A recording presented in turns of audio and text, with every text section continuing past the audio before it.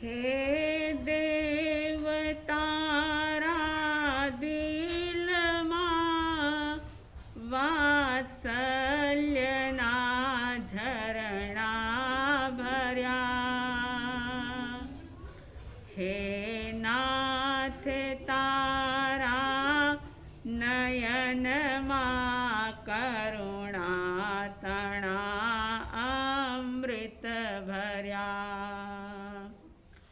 વીતરાગ તારી મીઠી મીઠી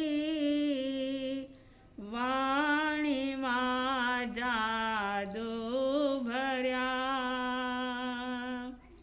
તેથી જ તારા ચરણમાં બાલક બની આવી ચડ્યા.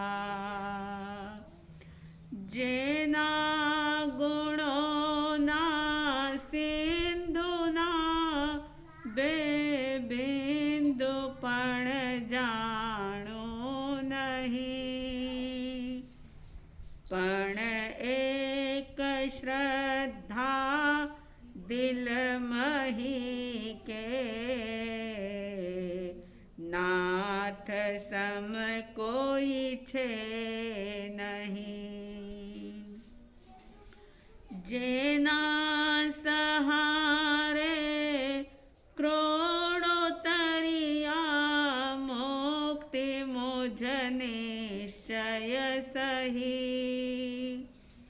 એવા પ્રભુ અરિહંતને પંચાંગ ભાવે હું નમું. એવા પ્રભુ ભગવંતને પંચાંગ ભાવે હું નમું. श्रद्धालु जिज्ञासु श्रोताओं, आपने सुना अध्यात्म जगत का प्रथम द्वार है सम्यक दर्शन, और इस सम्यक दर्शन को कैसे प्राप्त किया जाए इसकी चर्चा चल रही है. जैसा कि आचार्य उमा स्वाति जी ने कहा था कि तन्नि सर्गाद अधिगमाद्वा, वह सम्यक दर्शन निसर्ग से भी हो सकता है और अधिगम से भी हो सकता है.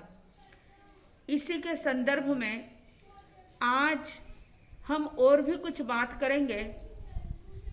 परमात्मा प्रभु महावीर अपनी पावापुरी की अंतिम धर्म देशना में 10 प्रकार की रुचि बताते हैं.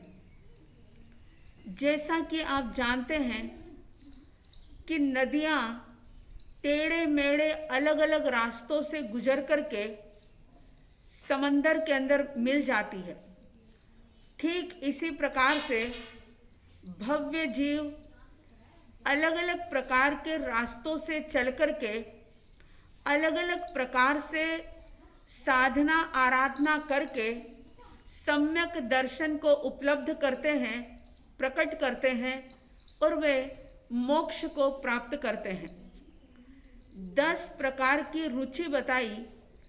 व्यवहारिक जगत के अंदर मनुष्य जैसे स्वतंत्र है, और उस स्वतंत्रता के साथ साथ जो व्यक्ति को पसंद होता है, सबकी अलग अलग रुचि होती है. एक की रुचि दूसरे से मिल जाए ये कोई जरूरी नहीं होता. जैसे किसी को भोजन की रुचि है, किसी को पढ़ने की रुचि है, किसी को घूमने की रुचि है. अलग अलग प्रकार की रुचि जैसे व्यक्ति के भीतर में होती है. इसके साथ ही साथ किसी को रुचि होती है इंजीनियर बनने की, किसी को रुचि होती है डॉक्टर बनने की. तो अन्य अन्य प्रकार की रुचि के अनुसार व्यक्ति पुरुषार्थ करता है और उस लक्ष्य को हासिल कर लेता है. लेकिन परमात्मा प्रभु महावीर जिन रुचि की बात कर रहे हैं वो बाह्य रुचि नहीं है, वह इंद्रियों के विषय विकारों की रुचि नहीं है, वह शरीर को पोषण देने वाली रुचि नहीं है।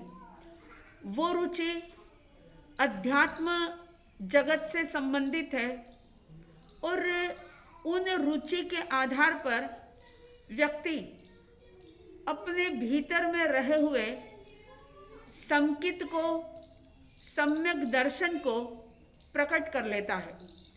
उन रुचियों में पहली रुचि परमात्मा प्रभु महावीर ने बताई, नैसर्गिक रुचि। जैसा कि मैंने कल बताया था कि सम्यक दर्शन निसर्ग से भी होता है, यानी स्वतः अपने आप। इस बात को आप ऐसे समझ सकते हैं कि जैसे आपने कई बार देखा होगा कि जब नदी का पत्थर होता है तो पानी के थपेड़े से बार बार थपेड़े लगने से वह अपने आप ही गोल बन जाता है, शालिग्राम बन जाता है। कोई उसे बनाता नहीं, लेकिन स्वतः वह अपने आप ही गोल मटोल पत्थर बन जाता है। ठीक इसी प्रकार से व्यक्ति के भीतर की स्वतः ही स्फुरना, स्वतः उसके भीतर में एक ललक, जिसके कारण से उसे तत्व पर श्रद्धान हो जाता है। जीव अजीव, पुण्य पाप, आश्रव संवर, निर्जरा, बंध और मोक्ष, ये जो 9 तत्व हैं, इन तत्वों पर मुख्य रूप से जीव और अजीव पर उसे श्रद्धान हो जाता है। किसी की प्रेरणा नहीं होती, अपने आप ही बिना किसी निमित्त के अपने आप ही अंदर से स्वतः जो अध्यवसाय की शुद्धि के साथ जो स्फुरना होती है, उसे निसर्ग रुचि कहा जाता है। यानी कि बिना किसी के सहयोग सहायता के अपने आप ही जीव अजीव तत्व पर दृढ़ श्रद्धान हो जाए, देव गुरु और धर्म पर श्रद्धान हो जाए और उसी के द्वारा सम्यक दर्शन प्रकट हो जाए, उसे कहते हैं निसर्ग रुचि। बहुत सारे लोग निसर्ग रुचि के कारण से ही सम्यक दर्शन को उपलब्ध हुए हैं, वर्तमान में हो रहे हैं और आने वाले भविष्य में कई लोग इसी रुचि के आधार पर सम्यक दर्शन को प्राप्त करेंगे। तो पहली रुचि है निसर्ग रुचि। दूसरी रुचि है उपदेश रुचि।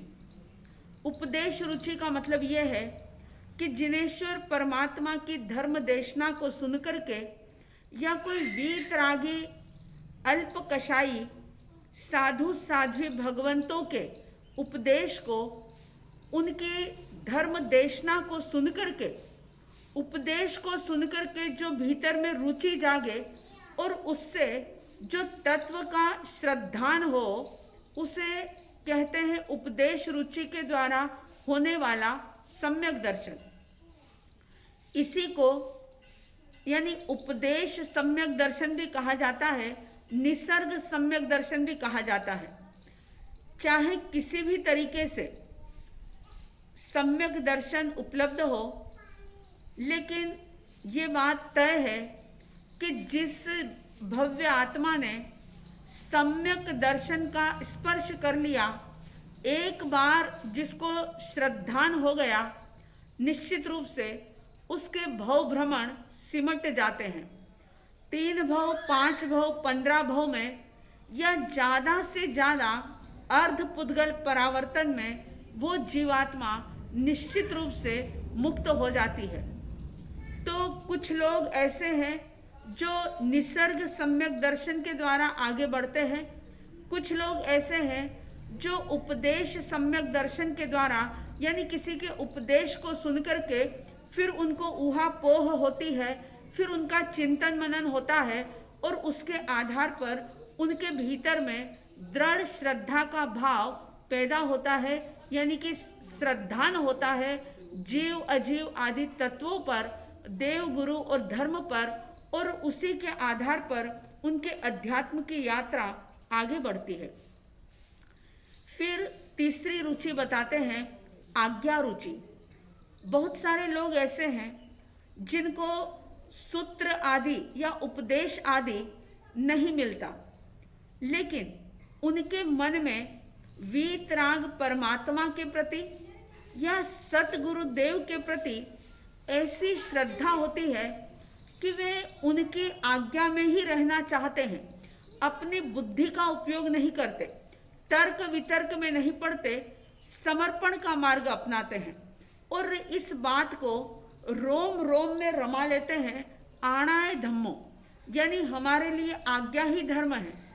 जैसे मास्तुष मुनि का उदाहरण शायद मैंने पहले भी बताया था कि उन्होंने अपनी कोई बुद्धि नहीं लगाई, गुरु की आज्ञा का आराधन किया, गुरु की आज्ञा का आराधन किया और सम्यक दर्शन को उपलब्ध होकर के केवल ज्ञान केवल दर्शन को प्राप्त करके वे सिद्ध बुद्ध और मुक्त हो गए। और उपदेश रुचि के तो कई उदाहरण हैं। जैसे आप अंतगढ़ सूत्र सुनते हैं और भी सूत्र का स्वाध्याय आप करते हैं तो उसमें ये बात आती है, जैसे अगर हम जम्बू स्वामी को ही लें तो जम्बू कुमार ने सुधर्मा स्वामी जी के उपदेश को सुना था और उस उपदेश को सुनकर के ही तत्व पर गहरी श्रद्धा हो गई, आस्था दृढ़ हो गई और उनके मन में ये बात रोम रोम में बस गई कि तमेव सत्यम, यानी भगवान ने जो कहा है वही बात सत्य है, वही तथ्य है और उस सत्य और तथ्य को जान करके उसे उन्होंने जिया और संयम का मार्ग अपना करके मुक्त अवस्था को प्राप्त किया। ऐसे एक नहीं अनेक उदाहरण हैं। श्रेणिक राजा की रानियों का, श्री कृष्ण वासुदेव की रानियों का, गौतम कुमार का, अंतगढ़ सूत्र में 90 आत्माओं का जो वर्णन है उसमें अधिकांश वर्णन ऐसा ही मिलेगा कि उपदेश रुचि के द्वारा वे आगे बढ़े थे। तीसरी जो बता रही हूँ मैं, आज्ञा रुचि, यानी कि गुरुजनों की आज्ञा का आराधन ही करना और जो समर्पित हो जाता है, जो वीतराग वाणी के प्रति या अपने सतगुरुदेव के प्रति पूर्ण रूप से समर्पित होकर के उनकी आज्ञा का आराधन करता है।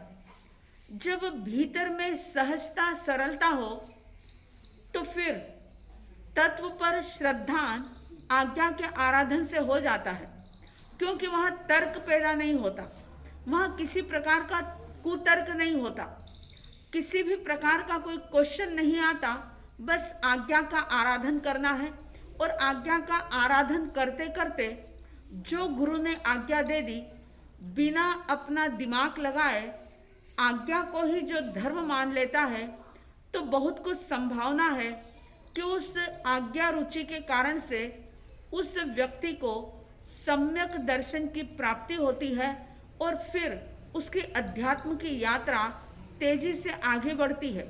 और जब सही मार्ग पर यात्रा की जाती है तो फिर मंजिल जरूर मिलती है, क्योंकि सही मार्ग के बिना यात्रा जो होती है वो मंजिल से दूर करती है और मंजिल से दूर ही नहीं करती बल्कि भटकाने वाली होती है। तो आज्ञा रुचि ये भी एक प्रकार का सम्यक दर्शन है। याद रखेंगे, पहला निसर्ग रुचि, दूसरा उपदेश रुचि, तीसरा आज्ञा रुचि और चौथा जो है वह सूत्र रुचि। सूत्र रुचि का मतलब ये है कि जो 12 अंग आदि हैं, जो हमारे 32 आगम हैं, उन आगमों का स्वाध्याय करते हुए तत्व पर श्रद्धा न हो।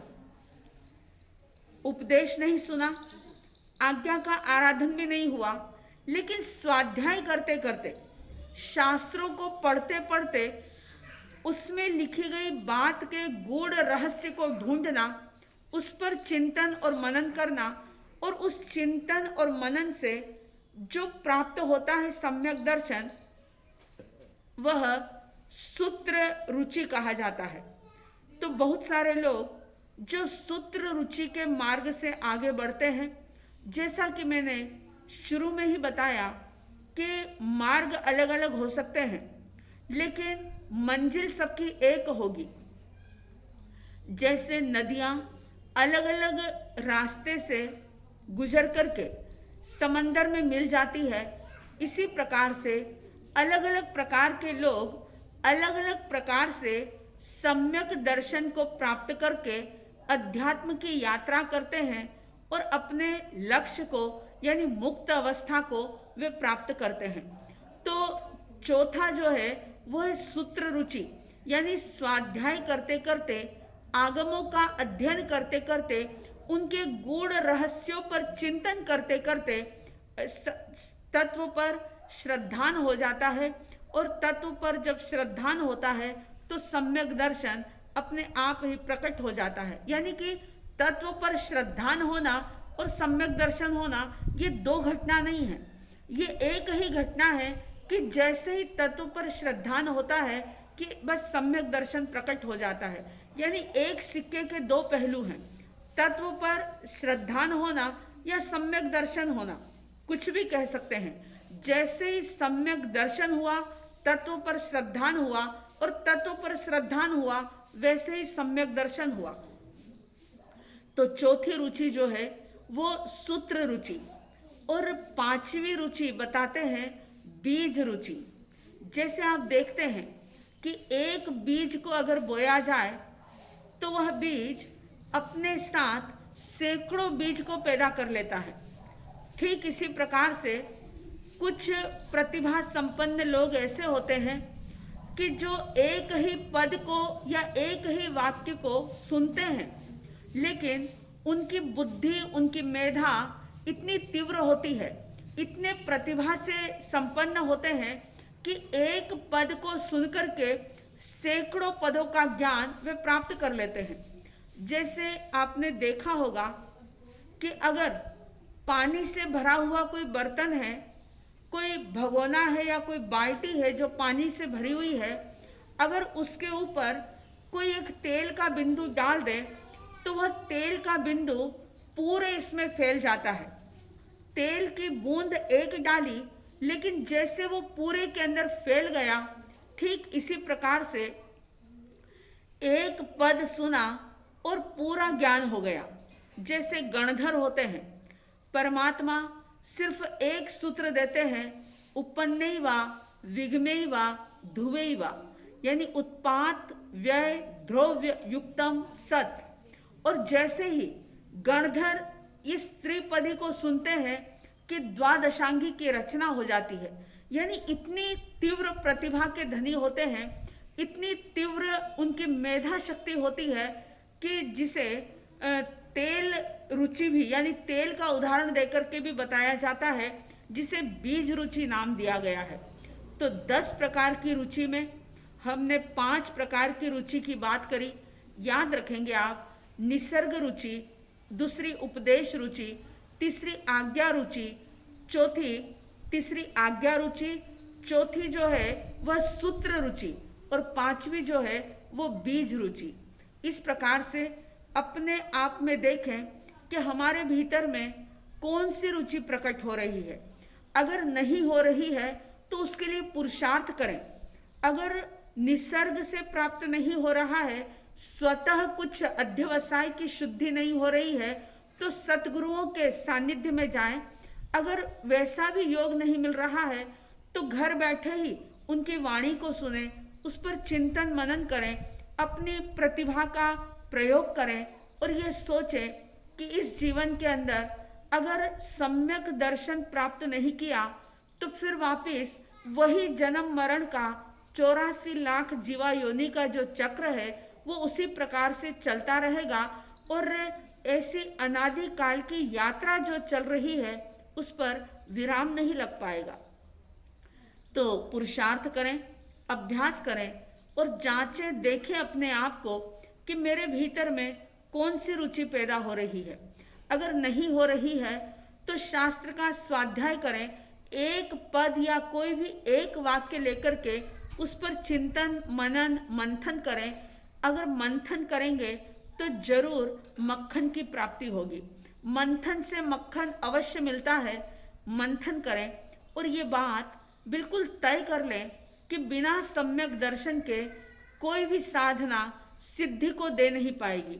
इसलिए सम्यक दर्शन प्राप्त करने का संकल्प करें, एक भीतर में जज्बा पैदा करें कि चाहे कुछ भी हो जाए, सम्यक दर्शन को प्राप्त किए बिना, तत्व पर श्रद्धान किए बिना मुझे इस शरीर को नहीं छोड़ना है। अगर ऐसा दृढ़ श्रद्धान भीतर में पैदा हुआ तो जरूर जन्म मरण के दुखड़े जो हैं, ये दुखों की परंपरा जो है वह निश्चित रूप से उस पर ब्रेक लगेगा, वह दूर खत्म होगी, वह टूटेगी और हम अपने लक्ष्य को प्राप्त करेंगे।